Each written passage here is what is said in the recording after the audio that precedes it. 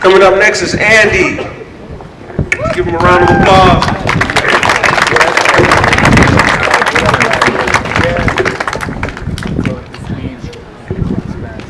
Hi, thanks all. My name's Andy. I'm an independent journalist here in Albuquerque.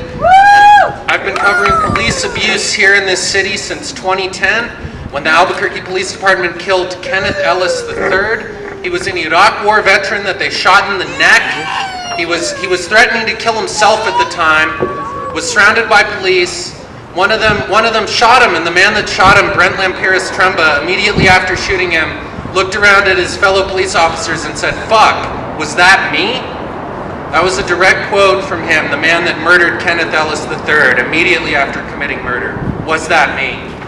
And these problems still continue today. Nothing's changed. 2 days ago, a 10-minute bike ride from here at Garfield and Edith, the Albuquerque Police Department shot Rafael Molina Jr. in the back as he was running away. 2 different witnesses told me they saw him running away when the police department shot him in the back. APD is now saying that he had a gun, but the fact is that he was fleeing. He was running, and they murdered him in cold blood in the middle of the street.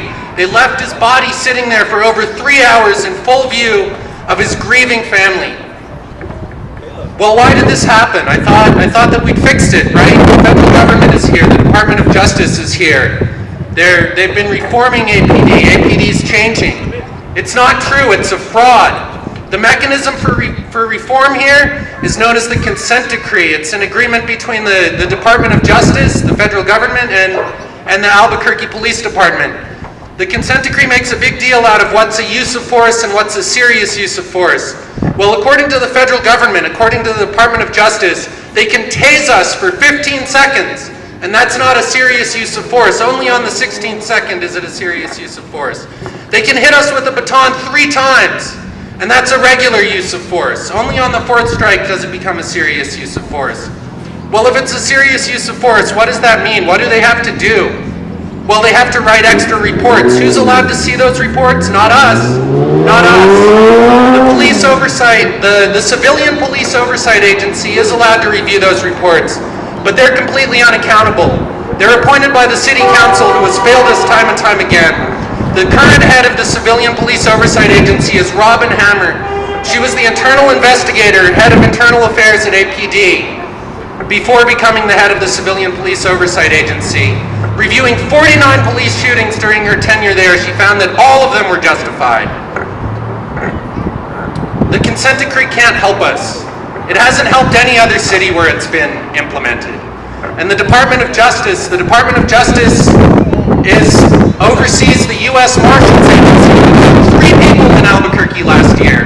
One of them, they refused to release his name for 2 weeks. Well, that's a crime. That's an international crime against humanity, codified in international law, signed by the United States. It's called forced disappearance. A state cannot murder someone and release his name. Well, the Department of Justice thinks they can. They still haven't released any other information on that shooting beyond the man's name. They haven't told us if he was armed. They haven't even told us what other agencies besides the U.S. Marshals were involved in the shooting. And this is the group that's here to save us. This is the Department of Justice that's here to reform APD. It's a fraud. They won't help us. And the killing of Rafael Molina Jr. 2 days ago shows that very clearly.